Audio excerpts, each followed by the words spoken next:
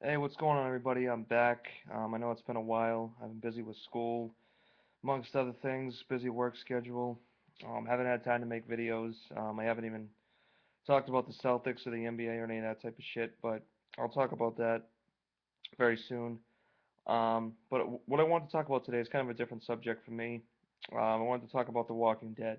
And for those of you who don't know, I'm a huge Walking Dead fan. I absolutely love the TV show. I love the comics that have been around for shit, what, like 10 years, something like that. So I I was really excited when the TV show first came out. Obviously, we're in season three already. I can't believe it. Um, and I remember saying to a lot of people, this show is either going to be a really good show or it's going to be a really bad show. And thank God it was a really good show because I had high hopes for it because the comic books were so great. But obviously, as far as them going, like directly from the comics, it, I mean, they've done it to the extent of most of the people that have died in the comic have died in the TV show. I mean, they've kind of flipped things around. I mean, with Sophia and Carol, Sophia lived in the comic book, but she died in the TV show, and Carol lived in the TV show, and Carol died in the comic book. Um, I believe Laurie and Judith, which is Laurie's baby, both died in the comic book, but Judith lived in the TV show, and Laurie died. So I mean, they've had some things that have, they've flipped a little bit, and I hope they continue to do that for people like me and other people across the world who have, really followed up on all the comic books, because then the TV show would just be boring, because then we would know everything that would happen, and we wouldn't be like expecting anything, extraordinary. But basically, I wanted to talk about season three, or half of season three, first 8 episodes. I just had the mid-season finale last Sunday, and it was a good mid-season finale, I have to say. But basically, I'm going to talk about what this season has done for the show, and what I thought of this season. So let's just get right into it. I don't know how long this video is going to be. It's probably going to be long because I'm going to talk about a lot of shit if I have enough time to do it. But let's get started. Um, First of all, I truly believe, well, I don't truly believe, I absolutely believe that this season so far, season three, has been the best season by far from season one and season two. Now, I'm not saying that season one was, I mean, a bad show because season one was so much better than season two. Even though season one was only 6 episodes, it still explained what was going on. And it was, there was good action. You got to meet, you know, some of the characters that were in the comic book, and it was a good season, even though it was only 6 episodes. I mean, season two at times was, just got really boring between the Sophia thing. What are we gonna do with the prisoner? Blah blah blah. I mean, at some points it just got really boring, and I still watched it, just because, I wanted to see what happened, but it was just like, it was the same shit. Oh, we're gonna go look for Sophia. No, we'll pick it up tomorrow. No, let's go look for Sophia. No, we'll just pick it up tomorrow. Rick, what are we gonna do with the prisoner? Are we gonna kill him? All right, we'll bring him out. No, we'll bring him back to the farm. It was just shit like that that just got old after a while. But I just still watched it just because I wanted to see what would happen to the farm. And the season finale of season two was great. The barn burning down and everything. That was great. Um, but the start of season three basically picks up where they left off. They had to leave the farm, the whole group. Um, Basically, Rick tells everyone that it's not a democracy anymore, which is what I like. Which is Rick, as the leader, has to say that because he's making all the final decisions. I mean, now that he's killed Shane off, now I mean, it really has to occur to him that people can't just do whatever they want anymore. People have to listen to what he has to say, or they can just leave. And that's pretty much what he said. If you want to leave, then get out.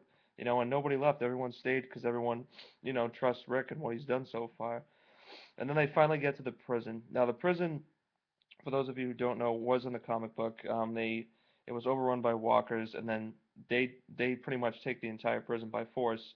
And then they meet up with the prisoners. Now, the prisoners in the comic book all end up dying, but some of the prisoners look the same in the comic book, and the other ones didn't look the same, so they kind of flipped it around. Um, but Rick killed three of them, um, and then he left the other two to live. And then one of them that he thought he killed, was still alive, and he opened all the gates, let all the walkers in. It was overrun. They didn't expect it. And one of my favorite characters was killed, T-Dog, who wasn't in the comic book, so you didn't know what was going to happen. And I also wanted to touch on that. Like, I mean, I like how they do that, especially with Meryl and Daryl, how they weren't in the comic book, and you really don't know what's going to happen to them, which makes it more interesting, because you don't really know if they're going to die or live. I mean, I really hope that Daryl ends up living when, this is all said and done, because he's my absolute favorite character in the whole show. But anyways, T-Dog basically dies, because him and Carol go off because the walkers were overrun and they ran away. He got bit, um, and then they were running throughout the prison, and then T-Dog pretty much sacrificed himself, ran into walkers so Carol could get away, and then Carol goes missing, so you don't know if she's dead. And then at the same time, Maggie, Carl, and Lori had to run off, um, you know, because they were running throughout the prison. Um, And as this is all happening, I think Daryl, Rick, and Glenn were on the outside of the gates, like looking to make sure everything was clear, like what was going on. Um, so Carl, Maggie, and Lori had to run off into the prison. They had to hide into a room because there were walkers everywhere inside the prison. And then Lori pretty much starts going into labor, which is really crazy. I wasn't expecting that to happen. I think it was like the fourth or fifth episode, I think, I forget.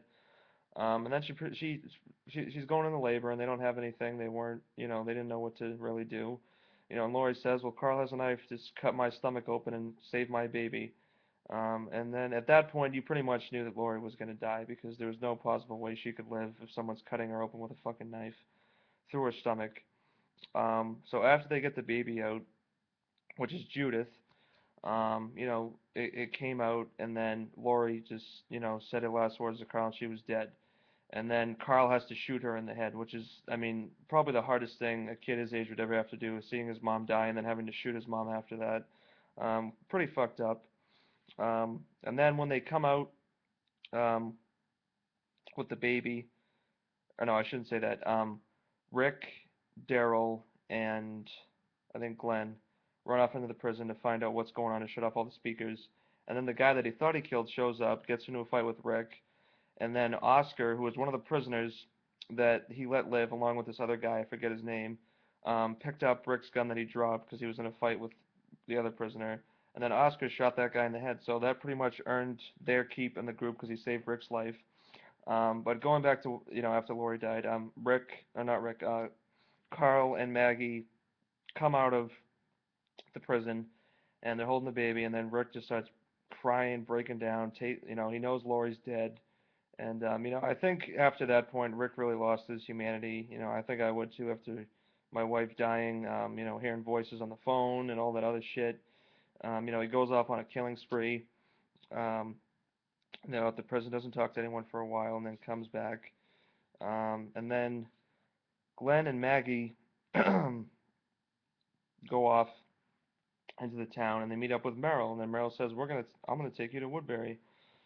So they go to Woodbury, and Woodbury, for those of you who don't know, in the comic was a town run by the governor. Now the governor is this guy that has, I think, about a population of 70 that he saved. He found the town, he built it. It's structured, no walkers can get in. He wants to keep everybody safe. He'll kill off anybody else who gets in his way, like big groups such as Rick's group.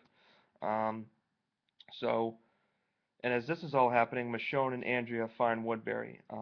The governor pretty much takes them in. Andrea's like falling in love with the governor, even though she doesn't know who he truly is. Um, Luckily, Michonne gets out. And for those of you who don't know who Michonne is, she's pretty much like a samurai, black girl sword type deal. She was really good in the comic, and she's a really, fan favorite. I know I like her as a character. Um, but she gets out of Woodbury. And when she leaves Woodbury, Meryl takes a couple of guys to go off and kill her because the governor doesn't want her coming back after what she did to the governor. She put his sword up to his neck, but she didn't kill him. Governor felt threatened, send off Meryl and a couple of guys to go kill her. Michonne kills two of them, then Meryl just kills the other one because he was going to tell the governor that Michonne got away, um, which she did. And Meryl said to just keep it quiet, and then Meryl just shot him right in the head. So at that time, um, when they meet up with Meryl, when Maggie and Glenn meet up with Meryl, they were getting formula. Now, when Meryl takes them to Woodbury, Michonne takes the formula, goes to the prison, is still wounded from the gunshot that Meryl had shot her with. And then Carl pretty much saves her, kills the walkers. They take her inside. Rick takes her sword away, asks her who the hell you are. How'd you get this formula? I stole it from a couple of kids. They were like, who was it? And then she said it was a Chinese kid, Asian kid, whatever the fuck she said. I was like, where is she? And then they pretty much venture off into Woodbury to save Glenn and Maggie, so I don't have to explain that whole conversation. Um, so when they're doing that, Rick was like, all right, we have to go save them. Daryl's like, I'm in. So it's Rick, Oscar, Daryl, and Michonne. Now Carl has to hold the fort down with Herschel and Maggie, Patricia, or not Patricia, no, the other blonde chick. Um, so they go off into Woodbury. Now I mean, this was kind of towards the end of the season finale. Um, I was really excited what was going to happen. And as they get into Woodbury, I knew they were going to sneak their way in. And I knew it was coming. It was only a matter of time before Daryl and Meryl actually met up again, which is what I was really looking forward to this whole season. So when they go into Woodbury, they find Glenn and Maggie. They throw some flashbangs. They fire. They grab them. They get out.